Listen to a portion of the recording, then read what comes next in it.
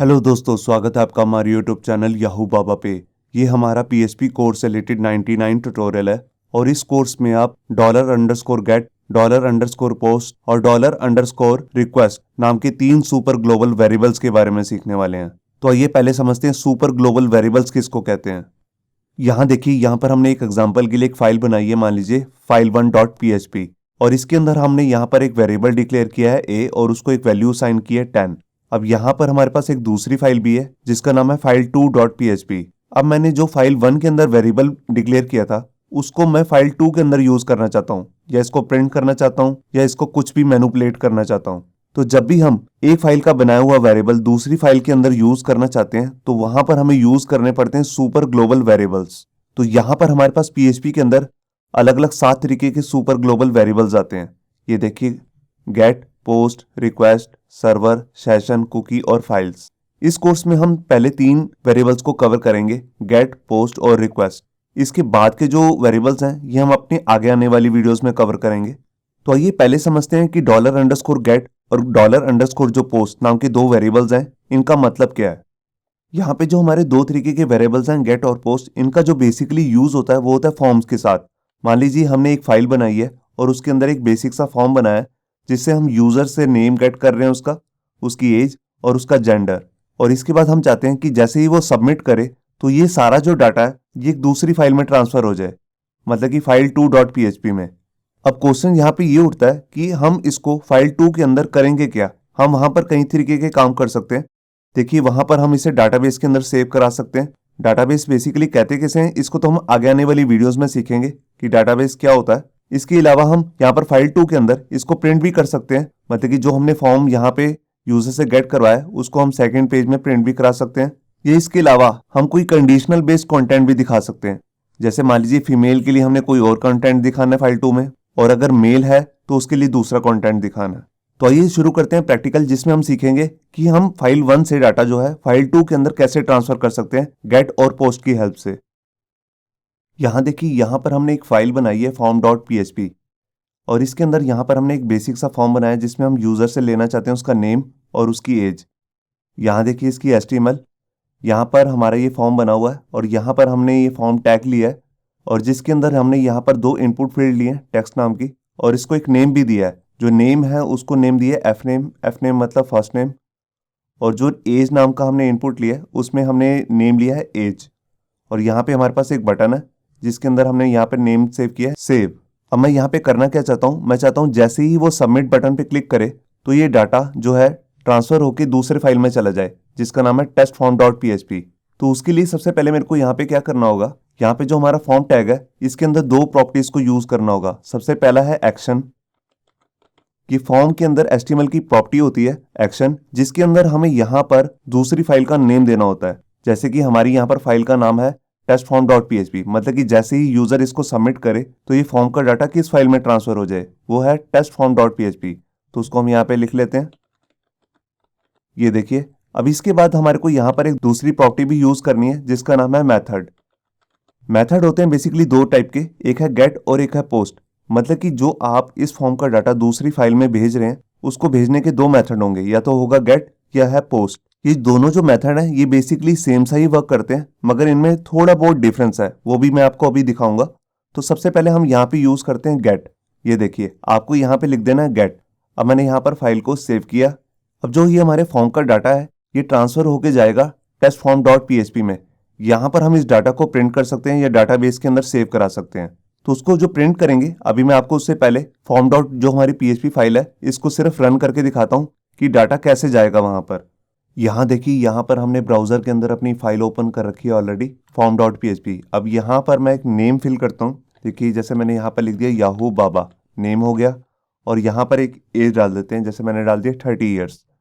अब मैंने इसके बाद इसे सबमिट किया तो यहाँ देखिए हमारी दूसरी फाइल ओपन हो चुकी है जिसका नाम है testform.php। अब इसके अंदर यहाँ पर देखिए जो भी हमने गेट से यहाँ पर फॉर्म में सबमिट किया था वो डाटा यहाँ पर आपको यूआरएल बार में दिख रहा होगा। ये देखिए, मैं इसको ब्राउजर को थोड़ा और ओपन कर लेता हूँ। ये देखिए, यहाँ पर हमारे पास क्वेश्चन मार्क लगा हुआ है और उसके बाद जोन सी भी हमने फील्ड ली थी, जैसे एफ नेम लिया था तो उसके आगे देखिए यहाँ पर आ रहा है याहू, फिर उसके बाद यहाँ पे प्लस का साइन आ रहा है मतलब कि कॉन्कैटिनेशन, फिर बाबा, फिर उसके बाद एंड लगा है। एंड का मतलब है दूसरे वेरिएबल की वैल्यू, मतलब कि एज की वैल्यू है यहाँ पर 30, और उसके बाद फिर से एंड लगा है सेव। सेव नाम का भी हमने बटन में जो नेम लिया था वो सेव था, और उसकी वैल्यू थी सबमिट। तो जो भी हम यहाँ पर अगर मेथड में गेट लेकर यूज करते हैं, फॉर्म को सबमिट करेंगे, तो जो भी हमारा डाटा है वो सबसे पहले यूआरएल बार में पास हो जाएगा, जो सा भी हमने पेज ओपन किया है उसके साथ में। अब इस डाटा को नीचे पेज के अंदर प्रिंट कैसे करना है उसके बारे में देखते हैं। ये देखिए, यहाँ पर मैं फॉर्म के अंदर आके जो हमारा टेस्ट फॉर्म नाम का पेज है, इसके अंदर आकर सबसे पहले मैं आपको दिखाता हूँ कि जो हमने डॉलर गेट से भेजा था डाटा, वो एक एरे बन चुका है।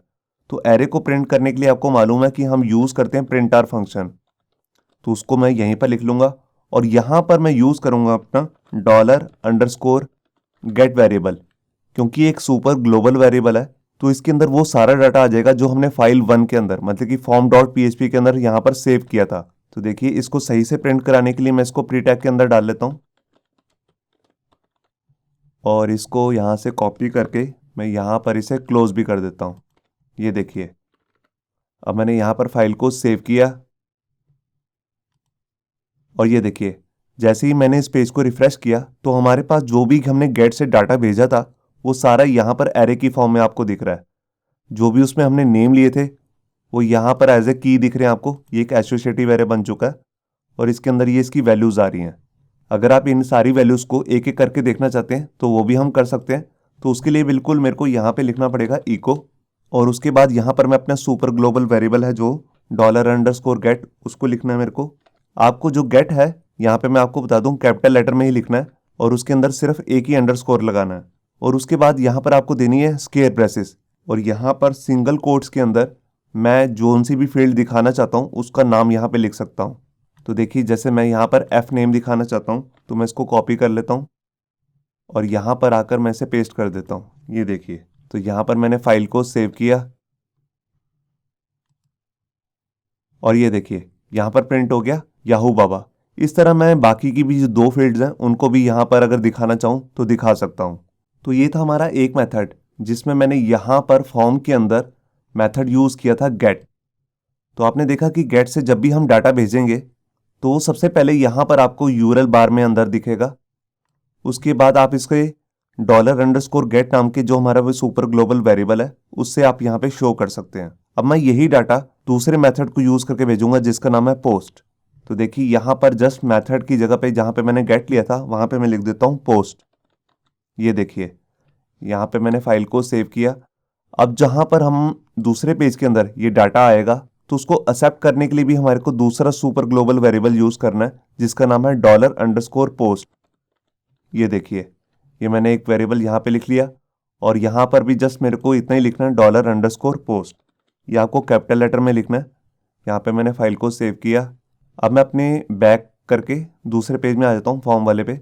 यहाँ पर आपको पेज को रिफ्रेश करना है। सिंपल F5 से या इससे रिफ्रेश नहीं करना, कंट्रोल F5 दबाना आपको, कंट्रोल के साथ F5। इससे क्या है, आपकी जितनी भी कैशिंग होती है फॉर्म की वो सारी रिमूव हो जाती है। अब देखिए, यहाँ पर मैं एक दूसरा नेम ले लेता हूँ, जैसे मैंने यहाँ पर लिख दिया सलमान खान।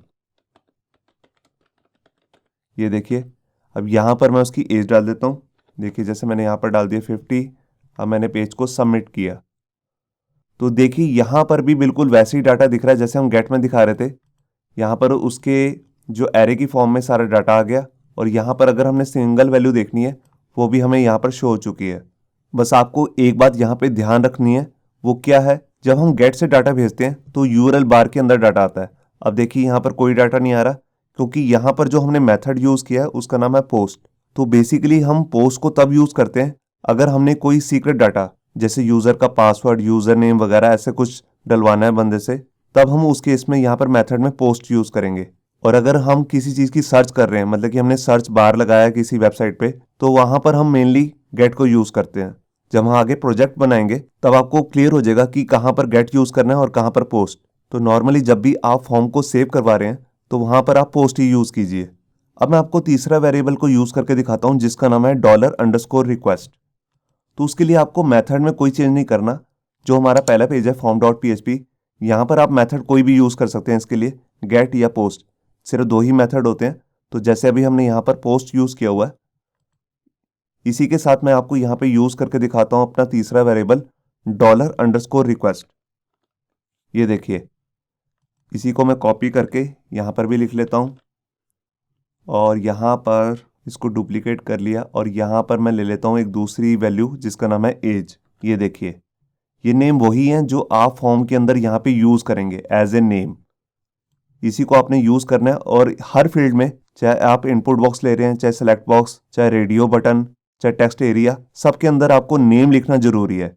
और नेम में स्पेस नहीं होनी चाहिए। आप हाइफन डाल सकते हैं, कैमल केस के अंदर लिख सकते हैं नेम को। तो यहाँ आते हैं हम testform.php में। ये देखिए, अब जो ये वेरिएबल है ये काम कैसे करता है इसके बारे में आपको थोड़ा सा बताता हूँ। देखिए, अगर आपने फॉर्म के अंदर मेथड के अंदर चाहे गेट यूज किया है चाहे पोस्ट, तो जो हमारा ये वेरिएबल है सुपर ग्लोबल वेरिएबल $_request, ये किसी के साथ भी काम कर सकता है। तो उसको आप गेट के साथ भी यूज कर सकते हैं या पोस्ट के साथ भी। तो देखिए, यहाँ पर मैंने फाइल को सेव किया और यहाँ पर बैक में आके मैं कंट्रोल F5 प्रेस करता हूँ पहले कैशिंग को रिमूव करने के लिए, और दोबारा से यहाँ पर लिखता हूँ याहू बाबा और यहाँ पर मैंने एज डाल दी 30 और इसको सबमिट किया। ये देखिए, यहाँ पर हमारा सारा डाटा एकदम सही प्रिंट हो रहा है। यहाँ देखिए, उसका नेम आ चुका है fname और यहाँ पर एज की वैल्यू भी आ रही है। अब मैं आपको मेथड को चेंज करके दिखाता हूँ। देखिए, मैं फॉर्म में गया और यहाँ पर मैंने मेथड को चेंज कर दिया गेट। ये देखिए, मैंने यहाँ पर फाइल को सेव किया और मैं आपको दिखाता हूँ यहाँ पर मुझे कुछ भी चेंज नहीं करना, क्योंकि रिक्वेस्ट जो है ये दोनों तरीके के मेथड के साथ काम कर सकता है। तो यहाँ पर मैं आया वापस और यहाँ पे कंट्रोल F5 करता हूँ और यहाँ पर मैं दोबारा से लिखता हूँ याहू बाबा और यहाँ पर एज जो है वो चेंज कर देता हूँ, यहाँ पर कर दिया 25 और फाइल को सबमिट किया। ये देखिए, यहाँ पर सारा डाटा आ चुका है। नीचे भी सारा जो दोनों वैल्यूज़ हैं अलग अलग करके मैंने प्रिंट किए हैं, वो भी प्रॉपर प्रिंट हो रही हैं। और अब जबकि मैंने यहाँ पर गेट यूज़ किया मेथड, तो ऊपर URL बार में भी हमारा सारा डाटा जो फॉर्म का है वो डिस्प्ले हो रहा है। तो होप सो आपको यहाँ पे क्लियर हो गया होगा कि कैसे हम गेट और पोस्ट और $_request को यूज़ कर सकते हैं एक फॉर्म का डाटा दूसरे पेज में डिस्प्ले करने के लिए। अभी जैसे हमने यहाँ पर सिंपली डाटा को प्रिंट ही करके दिखाया है, आगे आने वाली वीडियोस में हम इस डाटा को डाटाबेस के अंदर कैसे सेव करना है वो सब सीखने वाले हैं जब हम MySQL कवर करेंगे। होप सो आपको ये हमारा वीडियो ट्यूटोरियल अच्छा लगा होगा। अगर अच्छा लगा है तो वीडियो को प्लीज़ लाइक करना मत भूलिए। अगर आप ऐसे ही रेगुलर अपडेट चाहते हैं तो हमारे चैनल याहू बाबा को सब्सक्राइब करना मत भूलिए। Thank you.